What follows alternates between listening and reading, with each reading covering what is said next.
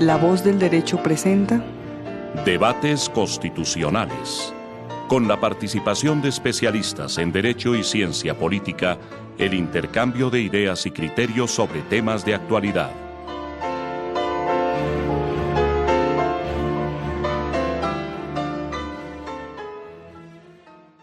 Presentamos un cordialísimo saludo a todos los seguidores de La Voz del Derecho, tanto en Colombia como en el mundo.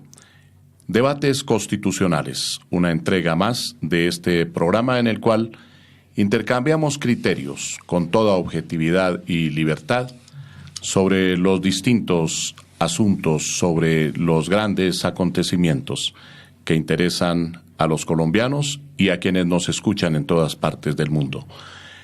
Bueno, la Corte Constitucional colombiana acaba de proferir su fallo mediante el cual hizo la revisión automática del proyecto de ley estatutaria que aprobó el Congreso en desarrollo del Acto Legislativo número 1 de 2017. Mediante el Acto Legislativo 1 de 2017, como ustedes lo saben, se creó la Jurisdicción Especial de Paz denominada JEP. Y la ley estatutaria estructuraba esta Jurisdicción Especial de Paz. Pues bien, a pesar de que no se conoce el texto del fallo y ni siquiera se tiene en este momento un comunicado escrito, por lo menos tenemos unas declaraciones de los magistrados en cuanto se han referido al tema. Queremos, por supuesto, aproximarnos al asunto porque es de la mayor trascendencia. La Jurisdicción Especial de Paz no ha podido entrar a operar como corresponde, porque según lo que comentamos aquí en La Voz del Derecho hace unos días, las cosas se hicieron al contrario de cómo han debido hacerse, porque se posesionaron primero, no había en ese momento ni ley estatutaria ni normas procesales, todo esto se ha venido haciendo a posteriori, y además han comenzado a operar los procesos sin que ni siquiera hayan tenido las víctimas acceso efectivo a la participación en estos procesos, de modo que ha habido una serie de irregularidades que esperamos se corrijan porque esta Jurisdicción Especial de Paz es trascendental. El fallo de la Corte Constitucional, en términos generales, dispone la exequibilidad del cuerpo fundamental del proyecto de ley estatutaria, con algunas excepciones, pero en general se considera por parte de la Corte Constitucional que la mayoría de los artículos del proyecto se avienen a la Constitución Política de 1991 y a los actos legislativos que han sido proferidos en desarrollo del Acuerdo Final de Paz.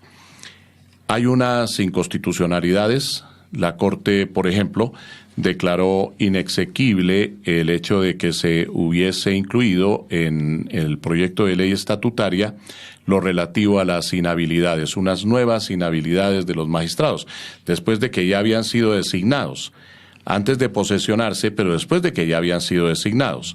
Como aquí lo comentamos en su momento en La Voz del Derecho, nos parecía que eso era contrario a la Constitución, era una aplicación retroactiva de disposiciones que han debido tenerse en cuenta, a haberse proferido por parte del legislador antes de que fueran seleccionados los magistrados, no después, porque ya ellos habían renunciado a su actividad normal, habían renunciado a sus oficinas, etcétera, y venir a unas inhabilidades a posteriori no era lo más jurídico ni lo más adecuado. Pues bien, eso se declaró inexequible por la Corte Constitucional.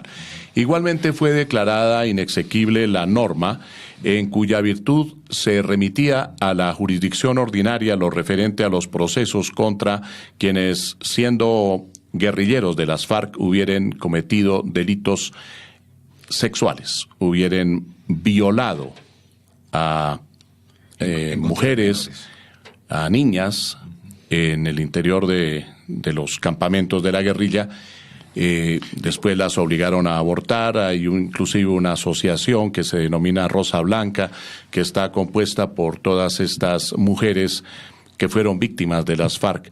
Y entonces la ley estatutaria lo que hacía era remitir a la jurisdicción ordinaria eso y que no fuera a la Jurisdicción Especial de Paz.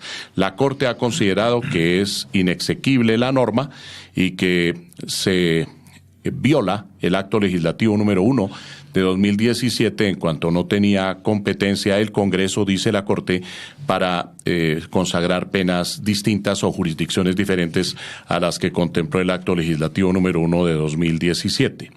Igualmente, la Corte Constitucional manifestó que era exequible la prohibición de extraditar a exintegrantes de las FARC, que tienen que ser juzgados por la JEP, y advirtió que ello ocurrirá sobre la base de dar prioridad a los derechos de las víctimas.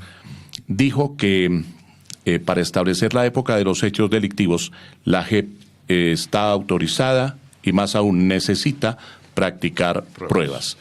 Aunque no conocemos el texto de la sentencia, porque como digo no se ha divulgado, suponemos que la Corte excluyó de la prohibición de extraditar a quienes hayan delinquido después del 1 de diciembre de 2016, como lo dispuso el acto legislativo número 1 de 2017. Pero bueno, entramos en el debate. Les quiero presentar a la doctora Rocío Puerta Viana, una importante jurista que desde los comienzos de la actividad de La Voz del Derecho ha venido dirigiendo el programa relativo al derecho de familia y a los derechos humanos. Doctora Rocío, bienvenida. Muchísimas gracias por su presencia en La Voz del Derecho. Gracias, doctor, por la invitación a su programa y un saludo especial a todos nuestros oyentes de La Voz del Derecho. El doctor Antonio José Rengifo, profesor de la Universidad Nacional, especialista en Derecho Internacional, habitual comentarista aquí en La Voz del Derecho en Debates Constitucionales. Doctor Antonio, bienvenido. Doctor José Gregorio Hernández, un cordial saludo, un saludo para los colegas de panel aquí presentes y para la numerosa audiencia. Y el doctor Douglas Enrique Lorduy Montañez, bien conocido de todos ustedes, también profesor universitario, es profesor de Derecho Constitucional en la Universidad Colegio Mayor de Nuestra Señora del Rosario, Facultad de Jurisprudencia, y nos ha acompañado desde hace ya varios años en debates constitucionales en La Voz del Derecho. Bienvenido, doctor Douglas Enrique. Doctor José Gregorio, como siempre un placer estar aquí en La Voz del Derecho, en nuestro programa de debates constitucionales, y un saludo también a todos los panelistas y a toda la audiencia. Bueno, esta es una primera aproximación porque, como decíamos antes, no tenemos exactamente el texto del fallo de la Corte. Pero por lo que se ha conocido, por lo que se ha divulgado por parte de la misma Corte, ya tenemos algunos elementos. Por ejemplo, el primero de ellos: es muy importante que tengamos ahora sí la posibilidad de una ley estatutaria. Seguramente el presidente Duque, ya con base en el fallo de la Corte, cuando se lo entregue, porque quién sabe cuándo va a salir ese fallo. Eso es muy importante que lo tengamos en cuenta, doctor Douglas. Cierto. La ley estatutaria no comienza a regir ahora, claro, porque lo que estudió la Corte fue un proyecto de ley estatutaria dentro del control automático. Cuando ya el fallo esté firmado por los magistrados, antes no, y esté completo el fallo, vamos a ver cuántos meses se demora, porque en sancionar. El del acto legislativo número 1 de 2017 se profirió en noviembre del año pasado y solamente en julio de este año lo divulgaron en su integridad. Vamos a ver. Una mala costumbre que debería ser corregida. Claro, la Corte no Constitucional. Con una alta corte no se corresponde. Pero que no lo hacía antes. No.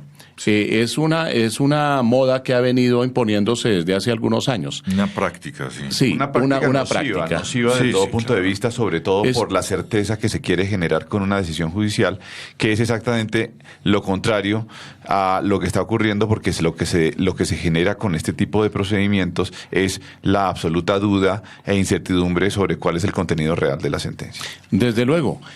Y como ustedes dicen, debería corregirse, doctor Rengifo. Pero bueno, después de que ya la Corte Constitucional tenga el fallo completo, lo hayan firmado los magistrados, entiendo que no hay salvamentos de voto, quizá haya aclaraciones de voto, entonces debe ir al presidente de la República, el doctor Iván Duque, para que sancione ese proyecto y lo convierta en ley de la República, ley estatutaria. Entonces ya podremos tener una mediana organización en el interior de la Jurisdicción Especial de Paz. Bienvenido el fallo de la Corte a ese respecto. La gran mayoría de las normas han sido declaradas ajustadas a la Constitución, con unas excepciones. ¿Qué tiene que decir a ese respecto cada uno de ustedes? Doctora Rocío, desde la perspectiva de las víctimas especialmente, y desde el ángulo de la actividad que cumple la JEP y de los derechos humanos, de que no haya impunidad, ¿qué importancia tiene este fallo para usted? Bueno, a mí me preocupa muchísimo el punto de que ya las víctimas de violencia sexual, las niñas y los niños que en su momento de la guerra fueron las víctimas, ya lo va a conocer la JEP y no lo conoce la justicia ordinaria. Porque para mí eso es una preocupación grandísima. Ese es uno de los principales efectos del fallo de la Corte Constitucional. Sí. Y frente a ese punto importante, para mí es un angustioso frente a que encontramos que en la guerra se dan cantidad de situaciones de violencia sexual y se ha dado en todas las guerras del mundo, y los tribunales internacionales han hecho sus pronunciamientos. Yugoslavia fue uno de los primeros tribunales que dijo, mire, la violencia sexual es un delito de lesa humanidad, es una violencia y una violación de derechos humanos, y visibilizó la violencia de las mujeres como una tortura. Y dentro de ese marco le dio la importancia de la violación de derechos humanos, de la violencia contra las niñas y los niños y los adolescentes en el marco de una guerra.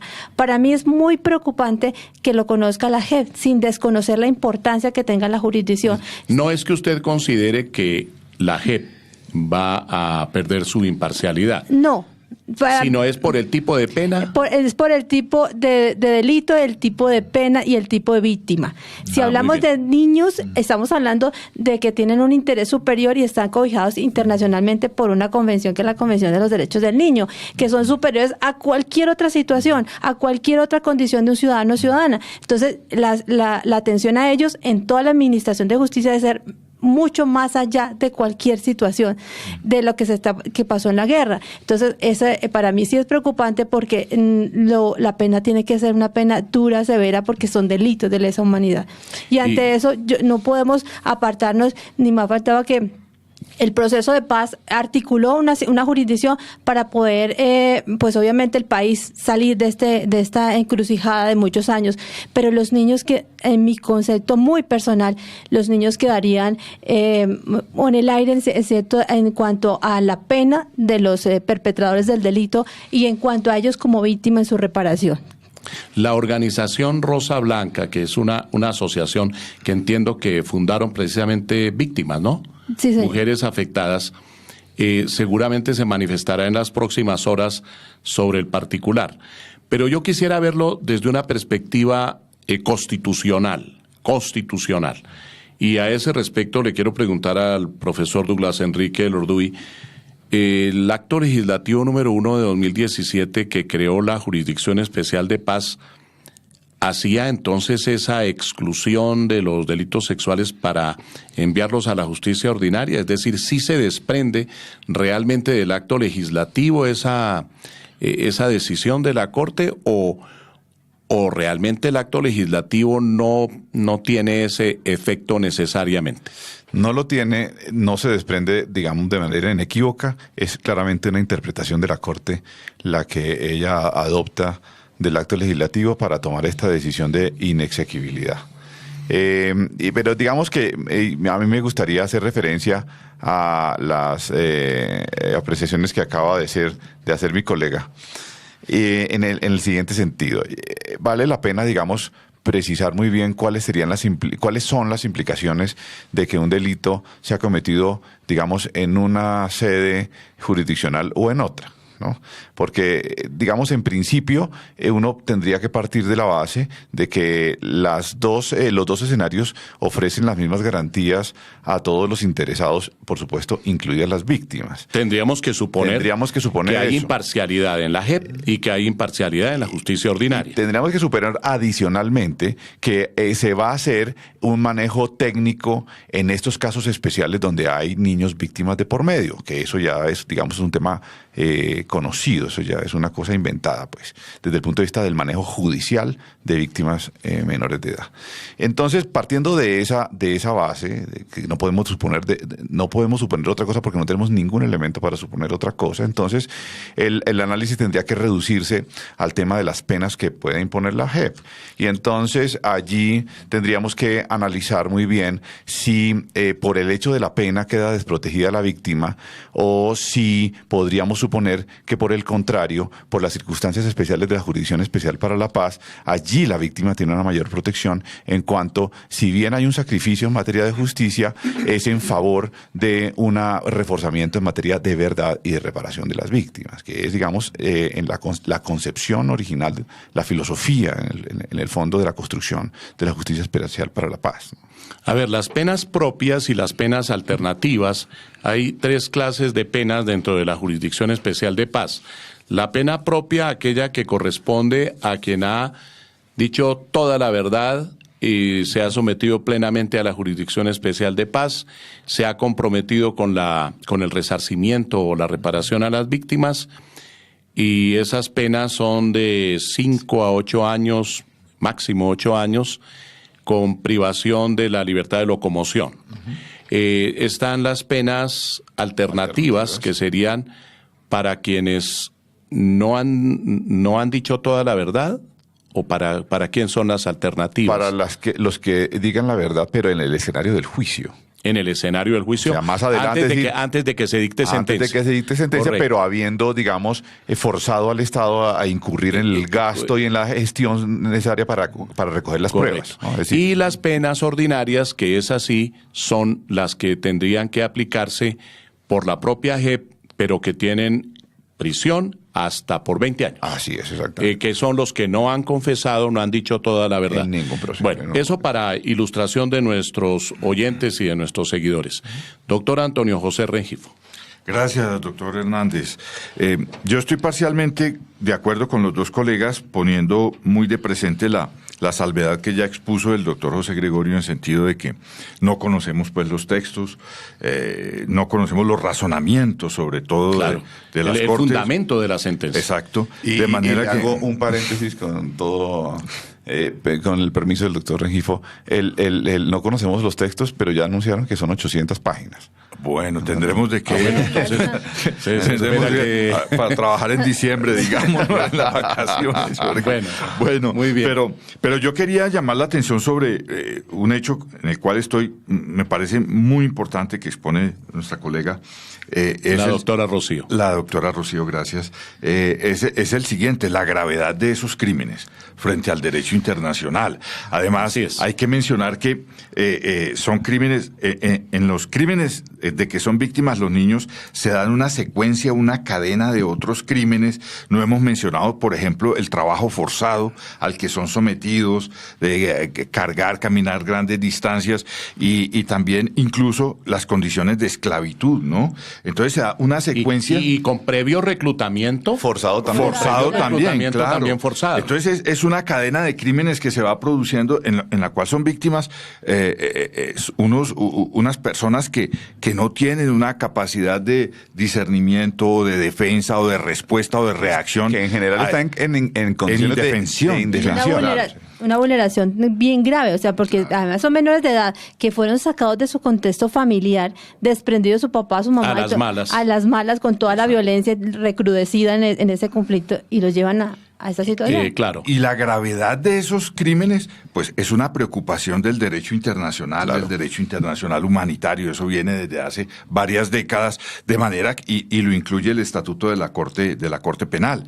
Entonces, el punto a donde yo voy es al siguiente: yo creo que ese tipo de crímenes merece un tratamiento especial, pero diciendo en sentido de que no debería ser por la JEP, sino por la justicia ordinaria. Y con la gravedad. Eso era lo que disponía la ley estatutaria. Claro, que le otorga a esos crímenes y las consiguientes penas desde el derecho internacional. Porque es que el punto a donde voy es el siguiente: nos estamos acostumbrando a que todo vale dentro de la guerra, a que eso era una actividad normal de la guerra, cuando incluso para la guerra es una situación excepcional reclutar niños, someterlos a trabajos forzados, etcétera, etcétera, y a violencia sexual. Claro, Entonces, la guerra, y esa es una consecuencia de una evolución del derecho internacional público. Claro. La guerra también tiene reglas. Claro que sí. Claro. Y entonces estamos metiendo en la JEP, la estamos volviendo como, perdón por la comparación, como un costal donde se puede meter de todo, ¿no? Donde Y cuando debería darse el ejemplo frente al ordenamiento interno y frente al ordenamiento internacional, que aquí esos crímenes deberían ser tratados con suma severidad y sin someterlos, y por la justicia ordinaria, y no sometiendo a los victimarios pues a que no, eso fue actividad de la guerra y etcétera, etcétera, porque eso me parece muy problemático. Claro. Ya Inclusive yo considero, doctora Rocío, doctor Antonio, doctor Douglas, y lo discutiremos en otro momento aquí en Debates Constitucionales, que los falsos positivos tampoco deberían ir a la Jurisdicción Especial de Paz. Esos deberían ser tratados por la jurisdicción ordinaria, y menos aún respecto de personas que ya han sido condenadas por la jurisdicción ordinaria. Veíamos en estos días que unos exmilitares que ya fueron condenados a altísimas penas porque fueron falsos positivos, crímenes cometidos contra personas completamente indefensas e inocentes, a quienes hicieron pasar por miembros de la guerrilla y fueron asesinadas esas personas. Pero bueno, para no desviar, simplemente lo dejo como una anotación. Pero doctora Rocío, violar a una menor, después hacerla abortar, etcétera, ¿qué tiene que ver eso con el conflicto armado? ¿Qué tiene que ver eso con el delito político, con la rebelión, con la sedición, con la sonada? Pues absolutamente nada, y aquí lo acaba de decir el doctor Douglas, pues obviamente que la guerra también tiene las reglas del juego muy claras a nivel internacional y hay que respetarlas.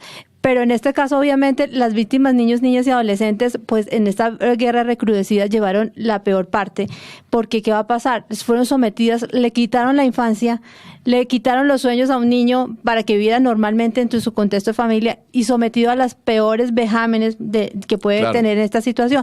Y vamos a la reflexión. ¿Cuál es la diferencia de un delito sexual contra un niño, una niña, un adolescente en el contexto de la guerra y en el contexto de fuera de la guerra? Claro. ¿Qué diferencia hay en que una niña sea sometida a una situación y que lo conozca la jurisdicción ordinaria, le dio la pena máxima de 60 años, a una niña que sufrió toda la situación en la guerra y le van a dar la pena de 20 años o menos? Entonces, esta es la reflexión y la angustia y la preocupación que expreso personalmente frente al tema, frente a que Colombia no puede quedar en la mira internacional frente a los compromisos, porque tenemos muchos compromisos internacionales con los niños, no solamente que Colombia, sino con los niños del mundo entero, porque para efectos de derechos humanos no hay fronteras. Entonces, tenemos un bloque de constitucionalidad que hay que cumplir. Que no tuvo en cuenta, infortunadamente, la Corte Constitucional. El bloque de constitucionalidad no. Que es ley para nosotros, y que tenemos que cumplirla. Desde luego. Ahora, yo quisiera hacer esta reflexión. Como esas penas propias o las penas alternativas parten del supuesto de la confesión, no vaya a ser que se les ocurra a algunos que cometieron otra clase de delitos confesar delitos sexuales, ¿no? Cometieron los delitos sexuales, pero no en el contexto de la guerra, y acogerse también a la Jurisdicción Especial de Paz. Entonces, en cualquier momento, el que mató aquí a la niña en Bogotá hace unos años va a decir, no, eso fue parte del conflicto, porque yo pertenecí, de alguna manera estaba vinculado a la organización guerrillera y por eso fui a violar a la niña. Y confiesa, entonces se le dan todos los beneficios. Claro.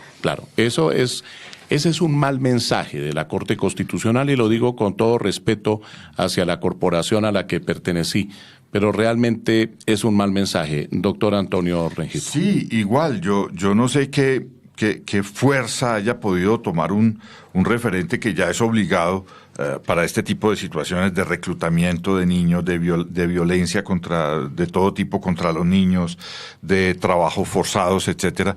Es el caso Tomás Lubanga, ¿no? Juzgado por la Corte Penal Internacional. La Corte Penal fue muy severa en este tipo en este juzgamiento a Lubanga y sus cómplices, pues, y sus secuaces, en sentido de que el carácter innecesario de ese tipo de de conductas dentro de un conflicto armado interno o internacional, o los dos, pero valdría la pena mirar eso, y yo creo que pues un asunto muy duro de tratar, pero poniéndole un poco de optimismo, pudiéramos decir que ese caso debería sumarse a las 800 páginas de que trata la sentencia, al menos como para que juegue, porque lo acaba de decir la doctora Rocío, tenemos compromisos y la Corte Penal Internacional está muy pendiente sobre esto. Entonces, no es una cuestión para la Corte Constitucional de que opcional, de que si tomamos en cuenta ese caso,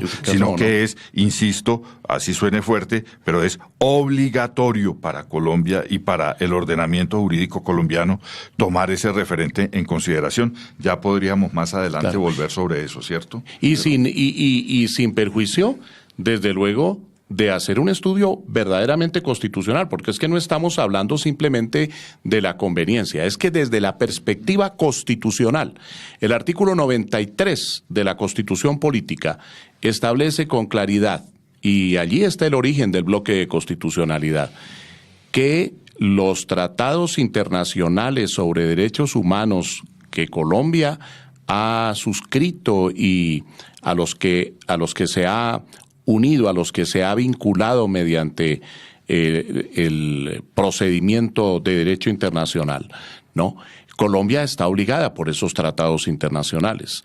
En consecuencia, no es un beneficio sencillamente por gracia de la paz, porque esos tratados y el derecho internacional humanitario son obligatorios para el Estado colombiano y también para la Corte Constitucional. Pero bueno, vamos a hacer una pausa en La Voz del Derecho, pero quisiera, antes de que ustedes se retiren, escuchar brevemente sus conclusiones. Doctora Rocío. Bueno, yo creo que Colombia tiene que reflexionar. Bueno, la Corte parece ser que ya tomó esa decisión, pero nuestro Estado colombiano tiene que ser responsable, ya lo hemos reiterado, frente a los compromisos internacionales. No solamente, y quiero decirlo, no solamente tenemos Convención de Derechos del Niño, sino tenemos la Convención de Belén do Pará, tenemos CEDAW, tenemos la articulación de todos los instrumentos internacionales obligatorios para Colombia que nos hacen la vida diferente, digamos así, frente al análisis cuando las víctimas son niños, niñas, adolescentes y mujeres. Entonces, ahí tenemos que empezar a reflexionar para tener otra mirada. No podemos dejar pasar así cuando tenemos un compromiso con nuestras víctimas de poder ser, digámoslo así, mano dura frente a un delito tan grave y tan atroz. No le podemos decir que todo quede subsumido dentro de un conflicto armado. O sea, el conflicto armado no puede ser perdón y pues el olvido no, pero el perdón y pasamos una nueva etapa y una nueva página, dejando un mal ejemplo para las nuevas generaciones. Ni todos los delitos comunes pueden ser delitos conexos a la guerra y a lo político. Con los delitos políticos, claro, con la rebelión, con la sedición, con la asonada. ¿Cuál es el propósito del delito político y lo que persigue el delincuente político? Derribar o debilitar, tumbar un determinado sistema por razones de convicción política, por razones ideológicas, y entonces se usan las armas por parte de un grupo que se organiza con esa finalidad política. ¿Qué tiene que ver con eso?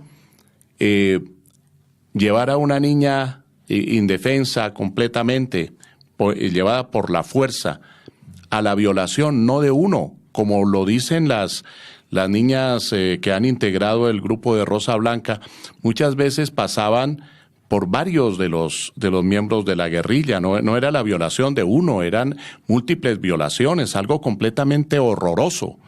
Y después las obligaban a abortar. ¿Eso qué tiene que ver con el propósito de la rebelión, de la sedición o de la asonada? Porque inclusive otros delitos, matar, por ejemplo, a un guardia o a un soldado en el curso de un combate por razón del delito, pues uno entiende perfectamente. Eso tenía que ocurrir dentro del conflicto. Pero los delitos sexuales, sí, permítanme decirlo, me separo totalmente de la determinación de la Corte Constitucional. Doctor Antonio. Sí, gracias doctor Hernández, quisiera poner 2 puntos de presente. Ya lo mencionó usted en su muy atinado texto leído inicialmente en esta emisión, las improvisaciones del proceso de paz, ¿no? Es decir, unos altibajos, o más bien unos saltos y unos reversazos y otra vez adelante.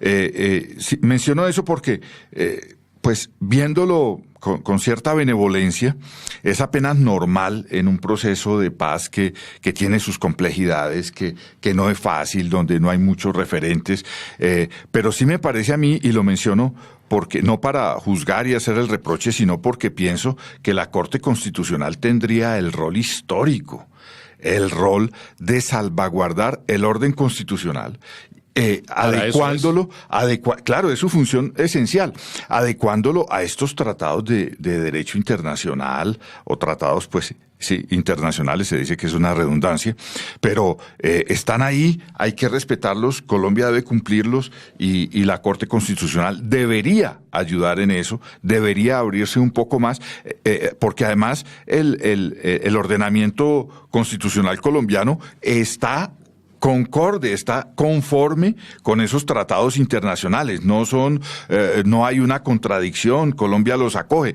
pero es la Corte Constitucional la que debería tener ese papel importante de adecuarlos y de ponerlos muy de presente en estos casos. Una tautología, la Corte Constitucional es para que defienda la Constitución, no el acuerdo de paz. Más bien verificar que todo lo que surja del acuerdo de paz se ajuste a la Constitución. Doctor Douglas Enrique, su conclusión final para debates constitucionales. Gracias, doctor José Gregorio. Yo creo que, digamos, aquí evidentemente hay diferentes interpretaciones en relación con el tema y diferentes visiones. Y creo que eso es interesante desde el punto de vista, pues, de interés académico y de interés para el público.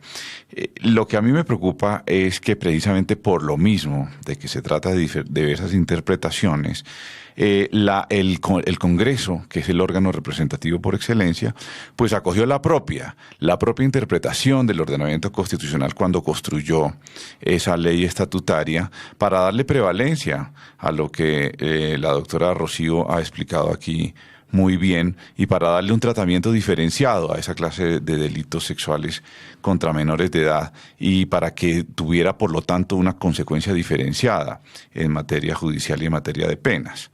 Esa es la interpretación que acogió el órgano representativo de la democracia por excelencia, que es el Congreso. Sabemos que la Corte Constitucional, pues, es un instrumento de control, por supuesto, del Congreso de la República, pero lo que no puede pasar, a mi juicio, y eso es lo que quiero dejar aquí dicho como conclusión, porque es mi preocupación central, es que la Corte Constitucional se tome la atribución, que a mi juicio es una extralimitación, de limitar las competencias propias del órgano representativo de la democracia, el Congreso de la República, con fundamento en sus propias interpretaciones y no en normas sobre competencia. Totalmente de acuerdo, doctor Douglas Enrique.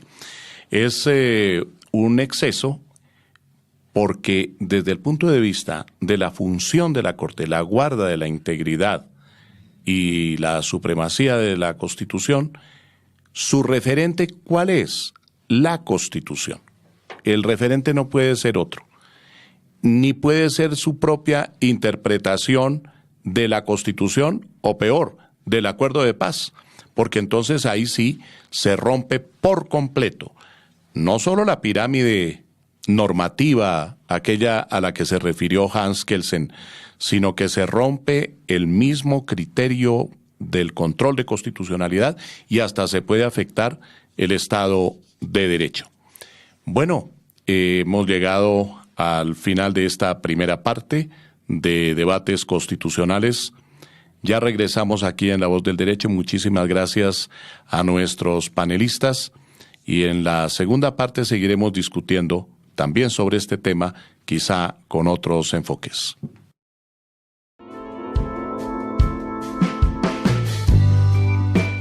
La Voz del Derecho, la única emisora virtual especializada en temas jurídicos.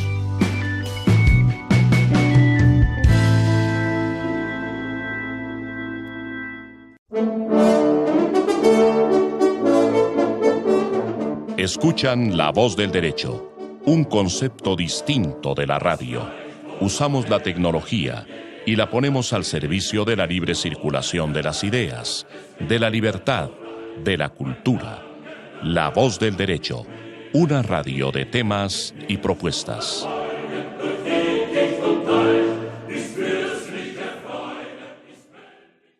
Estamos de regreso en Debates Constitucionales, aquí en La Voz del Derecho. En esta segunda parte, en donde estamos hablando acerca de la reciente sentencia de la Corte Constitucional sobre el proyecto de ley estatutaria sobre Jurisdicción Especial de Paz, nos acompañan la doctora Jimena Ochoa. Ella es cofundadora de la Federación Colombiana de Víctimas de las FARC y actualmente es miembro de la Junta Directiva de la misma corporación. El doctor Fernando Mayorga García no necesita presentación. Aquí ya habíamos hecho referencia a sus aportes al derecho. Nos había acompañado quizá vía telefónica. Él es historiador del derecho, es abogado de la Universidad Colegio Mayor de Nuestra Señora del Rosario, miembro de las Academias Colombianas de Historia y de Jurisprudencia, autor de varios libros. Este tema lo estamos examinando desde una perspectiva constitucional, pero también mirando la realidad, lo que está aconteciendo y lo que ha acontecido en el país en las últimas décadas, a propósito precisamente de la administración de justicia. Hemos dicho, el valor primordial del derecho es la justicia. Y realmente ha causado impacto esta sentencia de la Corte Constitucional, mediante la cual, aunque no conocemos su texto, pues de lo conocido se infiere que fue declarada inexequible una disposición del proyecto de ley estatutaria sobre la JEP, que disponía que irían a la justicia ordinaria y no a la Jurisdicción Especial de Paz aquellos crímenes cometidos a lo largo de la actividad de las Fuerzas Armadas Revolucionarias de Colombia, cuando se tratara de crímenes sexuales, de delitos sexuales, cometidos especialmente contra mujeres, contra niños, niñas y adolescentes. La Corte Constitucional ha considerado que no había facultad del legislador estatutario para modificar la norma del Acto Legislativo número 1 de 2017 que creó la Jurisdicción Especial de Paz. Ha dicho la Corte Constitucional que no podía la Corte modificar las penas, pero ha perdido de vista la Corte, eso es lo que pensamos y lo que hablábamos hace un momento con nuestros invitados en la primera parte del programa, que realmente la Corte perdió de vista el bloque de constitucionalidad, perdió de vista los tratados internacionales, los compromisos internacionales de Colombia y el hecho de que los delitos que se cometieron son delitos de una gravedad extrema que realmente no tienen por qué pasar impunes y algo adicional. No tienen nada que ver los delitos sexuales ni con la revolución, ni con la rebelión, ni con la sedición, ni con la asonada, ni con los delitos políticos. No hay posible conexidad, porque uno podría discutir, yo no estoy de acuerdo, pero se ha dicho que el narcotráfico, bueno, que podría haber financiado y entonces podría haber sido conexo. Mi opinión es que no, pero hay opiniones muy respetables en contra y que dicen que sí, que realmente hay una conexidad. Pero yo no le veo conexidad, sinceramente, al hecho de una violación de una niña y después obligarla a abortar. ¿Eso qué tiene que ver con la revolución? ¿Qué tiene que ver con el delito político? Veía una declaración con la cual quiero comenzar el diálogo, que es del magistrado Lizarazo, ponente de la sentencia de la Corte. Apareció publicada en el diario El Tiempo. Dice el magistrado Lizarazo que las sanciones no se imponen en relación con la naturaleza del delito, ¿no? Que era lo que pensábamos siempre desde hace mucho tiempo en el derecho, sino que se imponen en relación con el grado de reconocimiento de verdad y responsabilidad, de reparación de las víctimas y de garantía de no repetición. No dependen del tipo ni de la naturaleza del delito. Hágame el favor. Entonces la sanción no importa qué tipo de delito sea. Bueno, yo quiero comenzar primero las damas con la doctora Jimena Ochoa. Bienvenida, doctora Jimena, al programa de La Voz del Derecho, Debates Constitucionales, y quiero escuchar su opinión sobre este tema. Muchas gracias a los dos doctores que me acompañan hoy. Doctor Mayorga García. Doctor Mayorga y doctor Hernández. Debo aclarar que yo no soy abogada, yo soy víctima de las FARC. Y mi perspectiva es un tanto distinta, como mujer, como víctima, como testigo presencial del dolor de miles de víctimas que conozco a través de mi trabajo con la Federación. Yo les decía que para las víctimas no tienen mucha relevancia algunas discusiones que para los abogados son importantísimas, aparentemente, claro, son de técnica jurídica. Claro. Pero coincidimos en que la función, como la del buen médico, es buscar la salud, la del buen abogado es buscar la justicia. La justicia, que es el valor primordial del derecho. Exacto. Entonces, partiendo de ahí, desde mi visión de víctima y de mujer, no entiendo cómo una corte que dice llamarse de justicia falla en el sentido en el que falló. Es que eso es inaudito, eso es inconcebible. Porque además las sanciones que impondría la JEP, que son risibles, absolutamente risibles, sobre todo teniendo en cuenta la naturaleza de los delitos que va a juzgar. En la vida real se traduce en que sientan a un señor y le dicen, usted cometió esto y esto y esto y esto, y delante de él hay una víctima. Una víctima que fue violada desde niña, que fue obligada a abortar, que le destrozaron su vida porque le destrozaron en lo físico, en lo emocional, en lo mental, porque le robaron el tiempo, porque le hicieron un daño inenarrable. Y después a esa víctima le dicen, mire, el señor está arrepentidísimo. Él confiesa que lo hizo. Y entonces el señor se va a pintar escuelas los fines de semana. Y por la misma puerta salen esta mujer con la vida destrozada a tomar un bus y el victimario a montarse en su camioneta blindada con el esquema de protección porque el señor es congresista. Eso no tiene presentación. Eso es aberrante, eso es inaudito.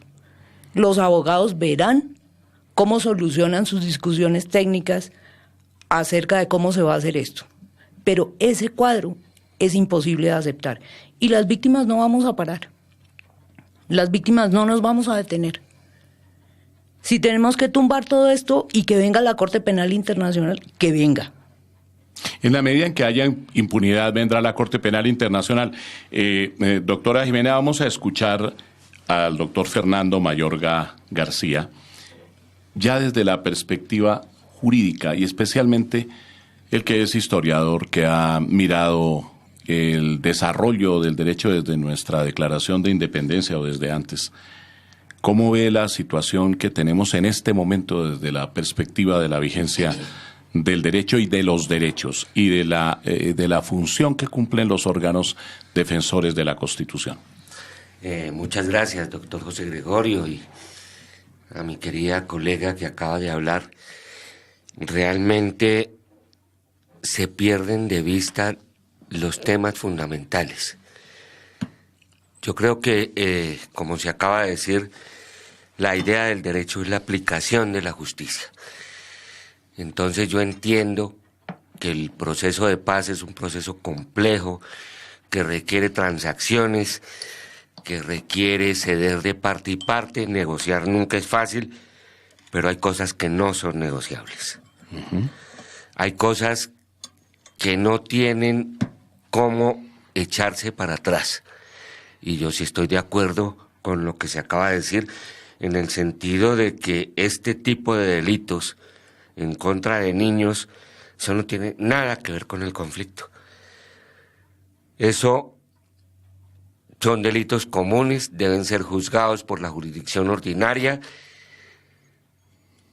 y en virtud de los acuerdos de paz no se puede romper el principio fundamental del derecho, que es dar a cada uno lo que es suyo.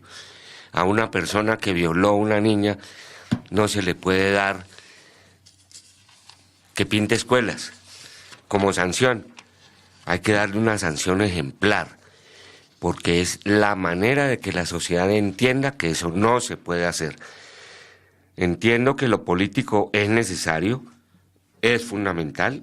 Todo este proceso fue político, negociar no es fácil, pero hay cosas que no son negociables. Y lo político no le corresponde a la Corte Constitucional. La Corte Constitucional tiene que verificar el ordenamiento a la luz de la Constitución. Y estos acuerdos y las decisiones posteriores tienen que mirarse a la luz de la Constitución. Parecería como que la Corte Constitucional ha resuelto dictaminar, establecer su fallo más bien para resguardar el acuerdo de paz que para resguardar la Constitución, y eso no es lo que le corresponde. Yo se lo digo como magistrado de la Corte Constitucional que fui durante 9 años. Durante ese tiempo, pues obviamente había discusiones. Yo creo que cometimos muchos errores en el ejercicio de nuestra función. Nadie dice que fuimos perfectos, pero sí teníamos un norte, sí teníamos un referente, que era la Constitución. Ahora parece que el referente es el acuerdo de paz, sea lo que venga en su desarrollo. Pero yo le quiero preguntar a la doctora Jimena, el origen de FEPCOL. ¿Cuándo comenzó FEPCOL o la Federación Colombiana de Víctimas de las FARC? ¿Comenzó a raíz del proceso de paz o comenzó antes? ¿Y cuál es el número real de personas que pueden haber sido afectadas por este tipo de conductas en el terreno sexual? ¿Cuántas víctimas hay y dónde están? Muchas de ellas seguramente habrán muerto. Bueno, cuéntenos un poco de eso, doctora Jimena. Bueno, la federación se funda en el año 2014 o 2015, comienzos de 2015.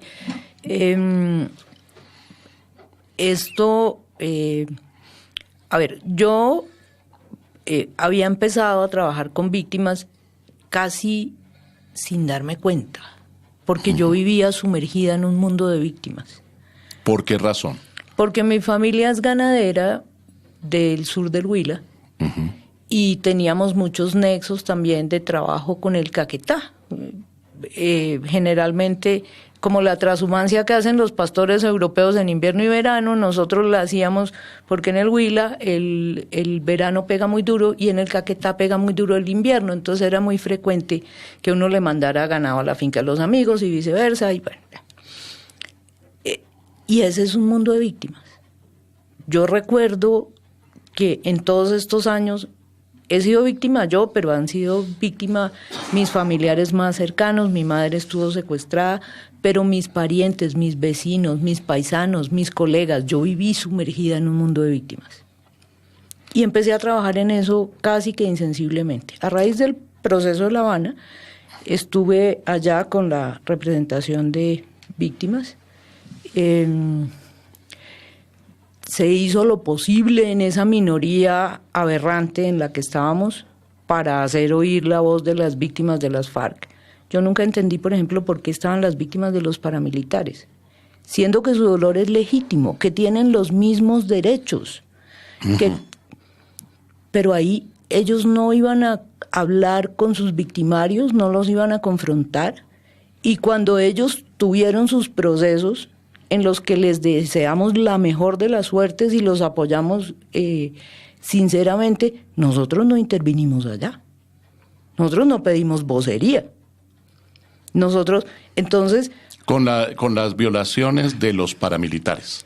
No intervinieron. No, Pero con hubo ninguna. víctimas, evidentemente, como aquí estamos hablando sobre la verdad, sí, que es uno de los propósitos de este nuevo ordenamiento.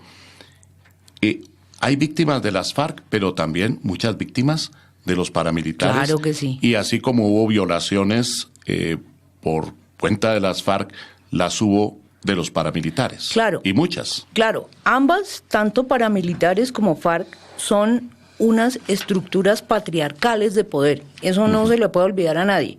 Que los unos digan que son de derecha y los otros digan que son de izquierda, eso Sí. no es relevante. Igualmente eran criminales, los unos y los otros. Hacen lo mismo. Por eso yo no estoy de acuerdo con lo que dice el magistrado de la Corte Constitucional, en el sentido de que las sanciones no se imponen en relación con la naturaleza del delito. Y entonces, ¿a qué vamos, no? Vamos a antes de la Revolución Francesa, cuando no era lo mismo que un noble abofeteara a un plebeyo a que un plebeyo lo hiciera con un noble. Claro.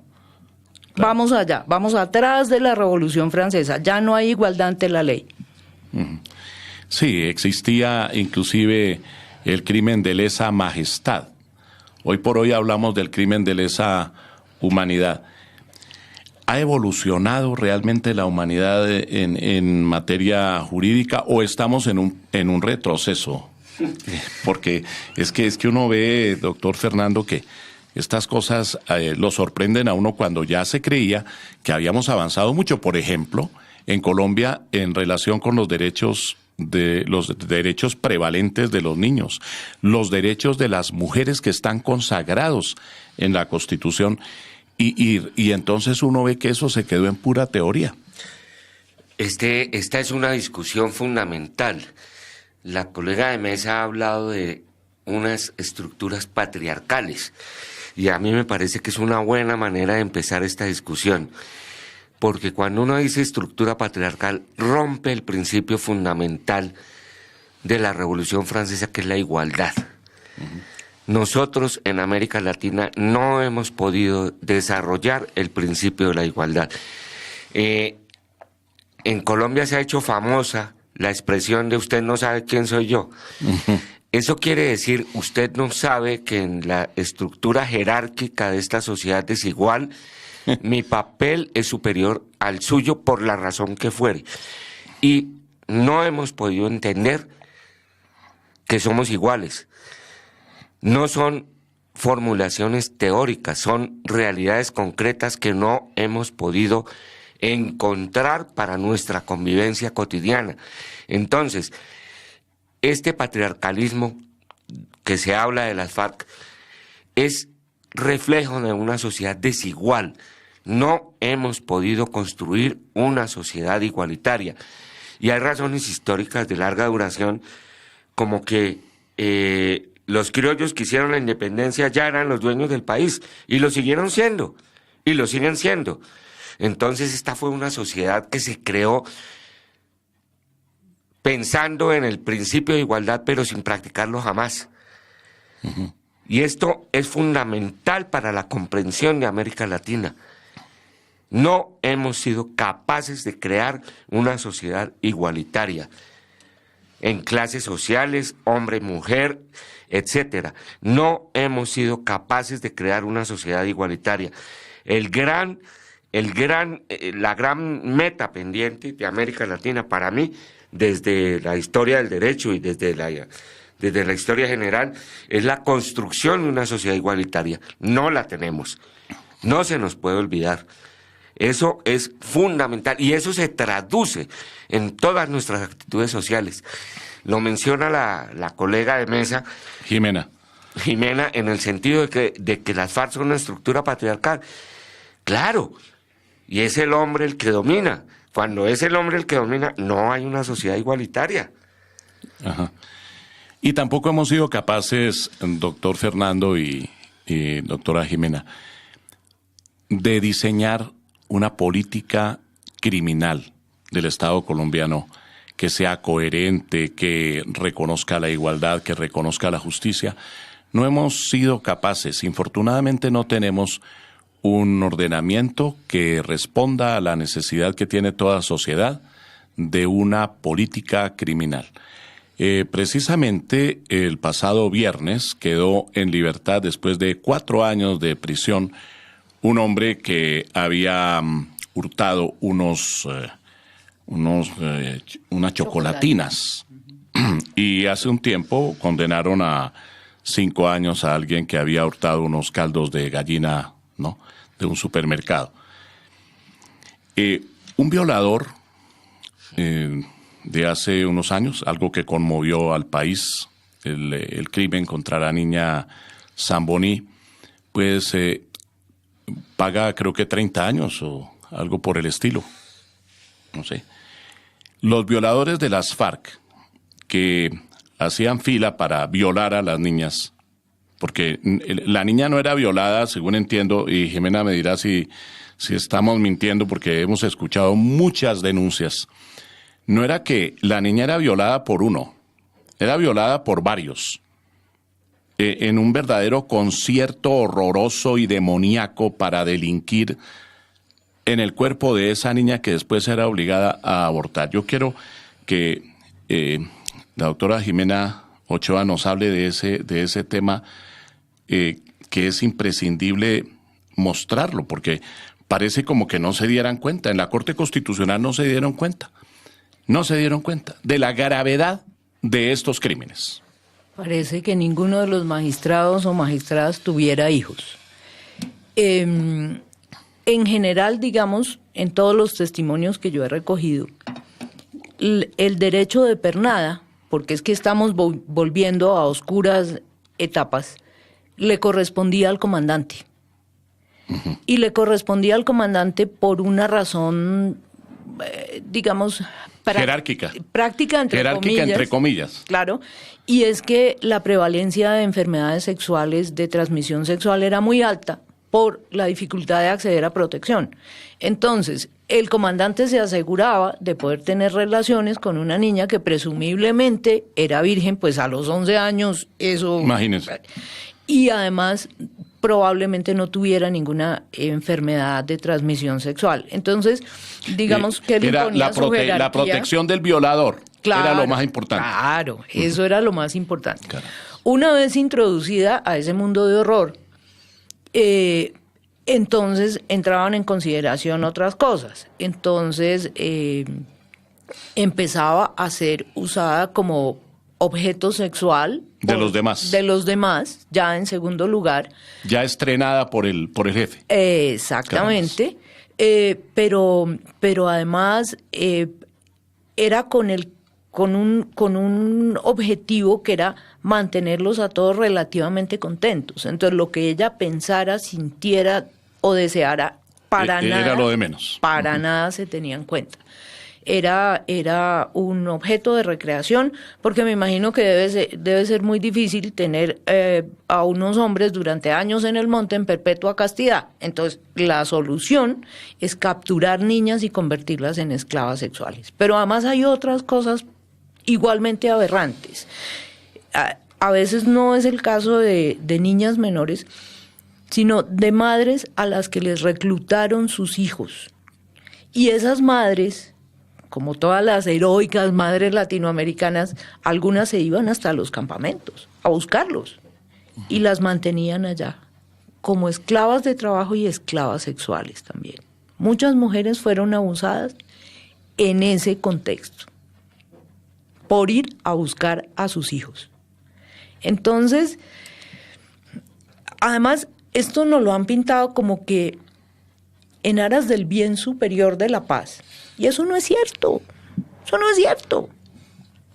¿Qué están haciendo Iván Márquez, el Paisa y todos los que se han salido? Y el Walter que cogieron con una pistola hace unos días. Y el Gentil Duarte que se robó las armas de los escoltas y los dejó tirados. ¿Cuál bien superior de la paz? No entiendo de qué me están hablando. Sí, el trabajo de las disidencias, o como quieran llamarle, de las FARC, porque ellos mismos se encargaron de sembrar la confusión, porque FARC son los que están en el monte y FARC son los que están en el Congreso, entonces pues no nos pongamos a trabajar en ello. Se quieren llamar igual, es su decisión. Ellos siguen con sus negocios de narcotráfico. A mi hermano, un líder social que había sido personero en 2 municipios, que era un abogado litigante, un tipo tranquilo de provincia, muy conocido, muy querido, lo mataron el 6 de abril del año pasado.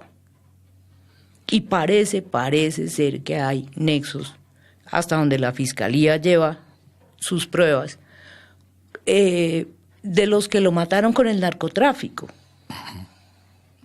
Y el narcotráfico en el sur del Huila y en el Caquetá, ¿de quién depende? ¿Será de los extraterrestres? No. Entonces, ¿cuál bien superior de la paz? ¿Cuál paz? Pregunto yo. Y ni siquiera. Es que América Latina desafortunadamente tiene una concepción miserabilista de las cosas. Nosotros todos es poquito. Entonces, o tenemos justicia o tenemos paz. No, señor. Es que hay que irnos por la grande. Y si tenemos justicia, tenemos paz.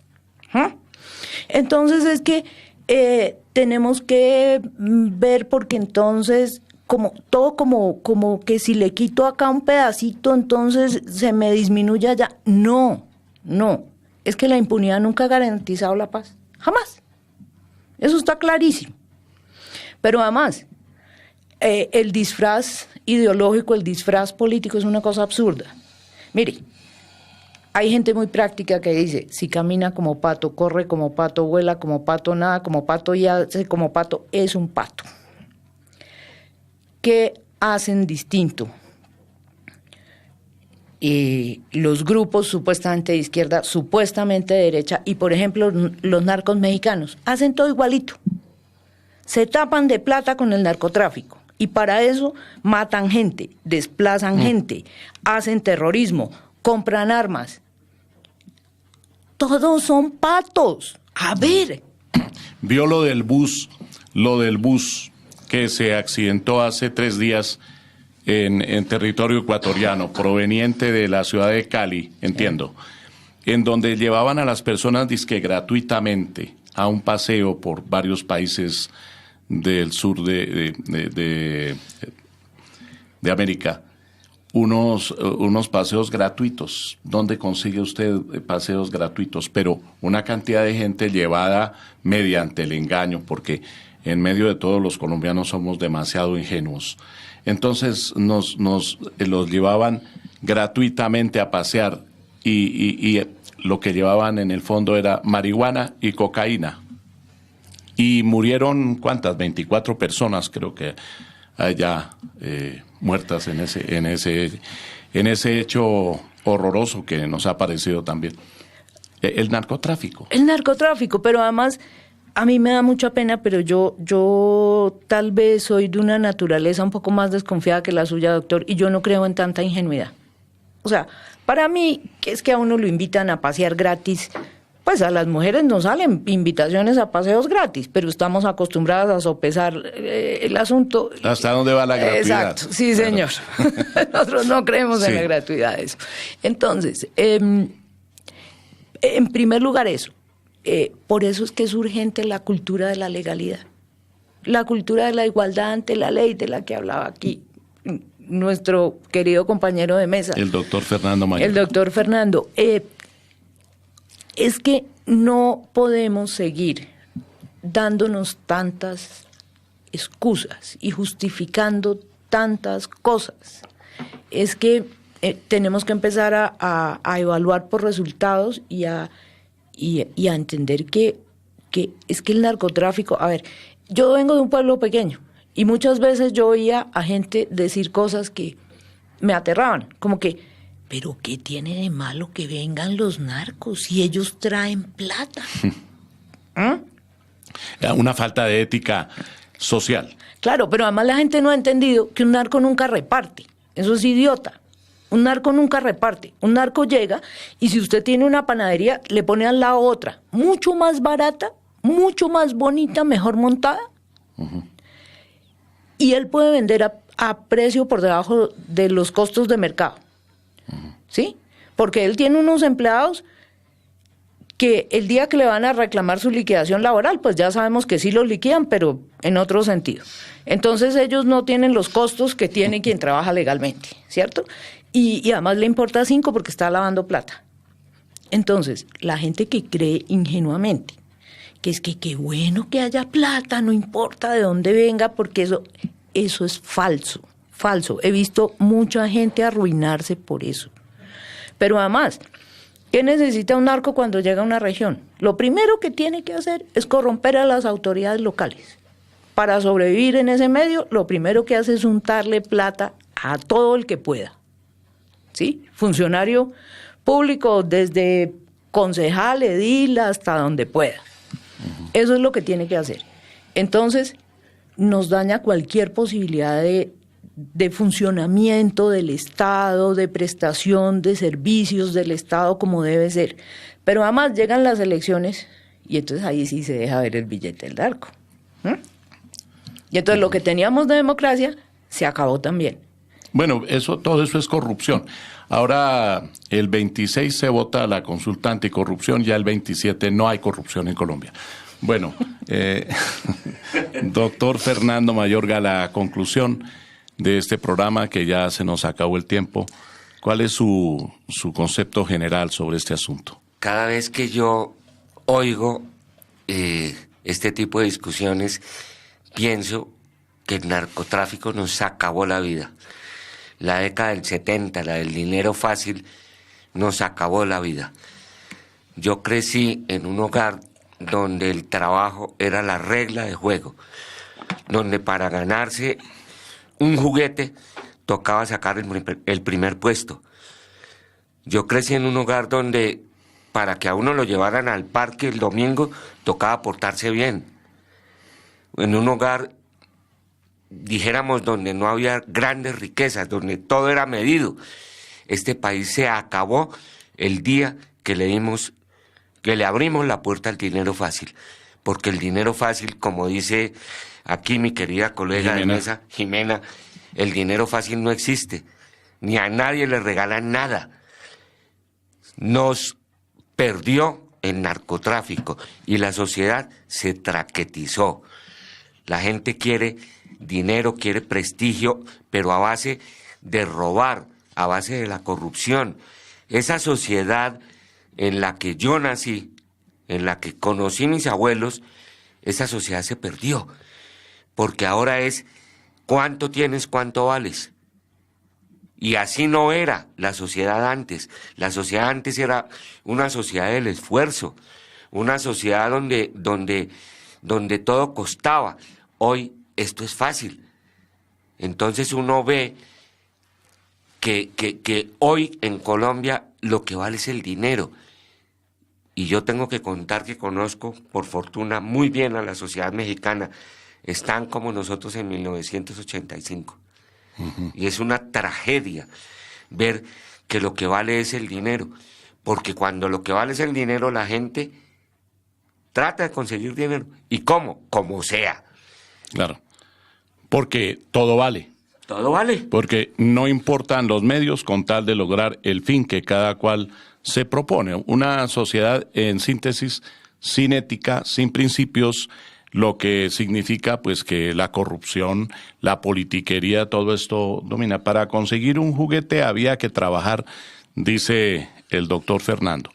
Bueno, para ser contralor, procurador, fiscal, no sé si habrá que trabajar en Colombia. O hacer politiquería. No, además, Jimena. Esa es una cosa que yo recuerdo, digamos, de esa sociedad de nuestros abuelos. Antiguamente, para hacer negocios, por ejemplo, no se necesitaba plata. Se necesitaba ser conocido como una persona honorable. Y usted podía llegar y decir, fíeme 100 novillos. Y si usted era una persona honorable, no necesitaba plata, ni crédito en el banco, nada más. Y ni siquiera un escrito porque valía la palabra. Porque valía la palabra. Sí. Tenemos que volver a eso. Sí. Volver a los principios. Bueno, yo les agradezco muchísimo. Hemos llegado al final de Debates Constitucionales.